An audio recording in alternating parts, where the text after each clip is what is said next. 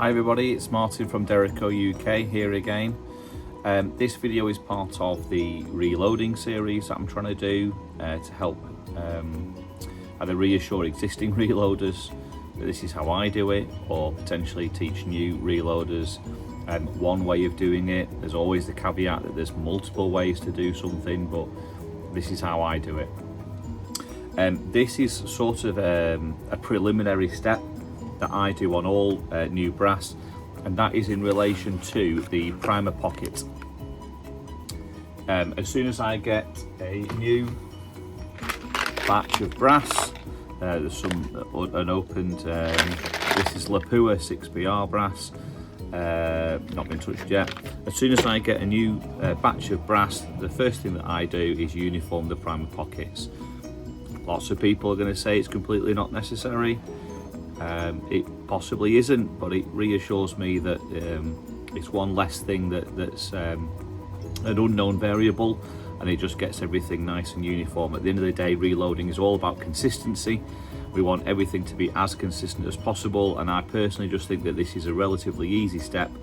It doesn't take a lot of time, and you only have to do it the one time as well. So as soon as they open the box, it's done. These aren't actually new pieces of brass in this one, but it's what we're going to be using for today's video. You can see that these have already been fired, but this is what a fired piece looks like. Really want it to turn out looking like this. That has been uniformed. This is a brand new unfired piece of brass, so that's what we're aiming for. And the tool we use to do it is by K&M. Primer pocket correction tool, or a uniforming tool, depending on what you want to know it as. We use these in a drill, so I'm going to go through just a couple of them today, just to kind of show you how I do it. Again, this is just how I do it. Just realised that I need another tub, so you can see quickly why we end up needing lots of these ice cream tubs. And that's just because we need an extra one to catch any of the brass filings. I'm going to turn it sideways because it might just help you guys and girls just to see a little bit better. On these particular pieces of brass, it's large primer.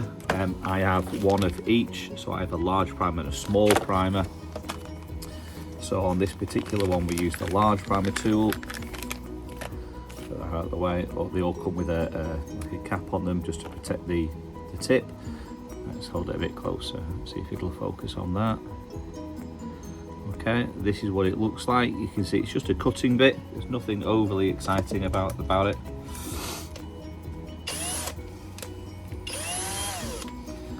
And I chuck it up into a drill.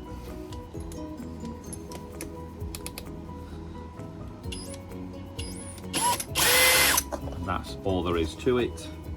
So here's our, well, again, this is fired, so please try not to judge the brass too harshly.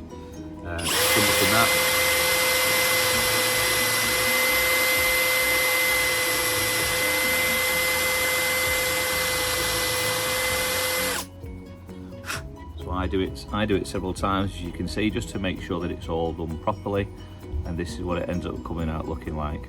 So it's the same piece of brass that's just been fired, but it's now all nicely uniformed, and we can see that there's a handful of brass shavings in the bottom. Some brands of brass will give more shavings. Obviously, it may be inferior pieces of brass. Hornady for me is sort of middle of the road. A lot of mine is Lapua. However, for the 22 Creedmoor, Lapua don't do one, so I've gone with the Hornady on that one. And I want to try and make sure that it's as good as it can get. The Lapua possibly doesn't need it. The Hornady could be argued it doesn't need it, but having seen how much material comes out of the base of the primer pocket, having done 100 rounds, I would say that there's a fair amount of consistency that can be gained. Whether or not that translates down onto paper is anybody's guess, but if I make the best ammunition that I can make, it gives me that little bit more leeway to not be the best shooter in the pack. Once that's done, drop it in there and get on with another piece. I'm just going to do a couple for you, and you'll sort of see what it looks like. I'll try and hold it so that you can see the brass a bit better.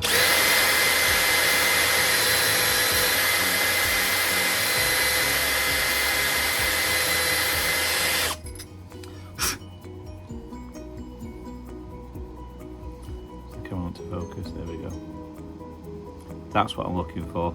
No high or low spots, just a nice shine all the way around.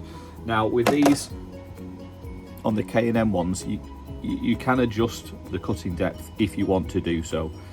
I wouldn't advise doing so. I haven't done so. It has a hard stop.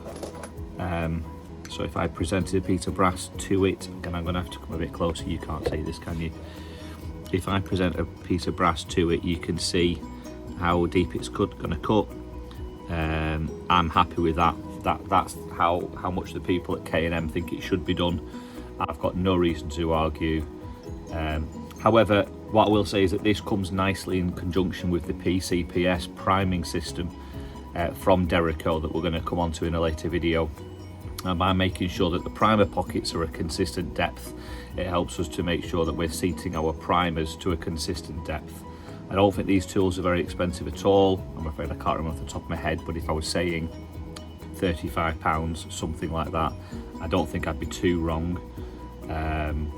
And for me, again, it's just one more thing that I don't need to worry about, especially with when it's only Hornady brass. I'm not knocking Hornady brass, I clearly use it, but it's probably not as consistent as Lapua, ADG, Peterson, things like that. So this is another step that I can do. And then here's a little bonus tip or trick. It's either a piece of Velcro,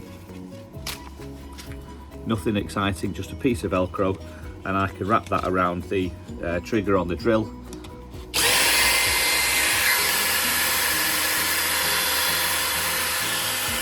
And then go on it.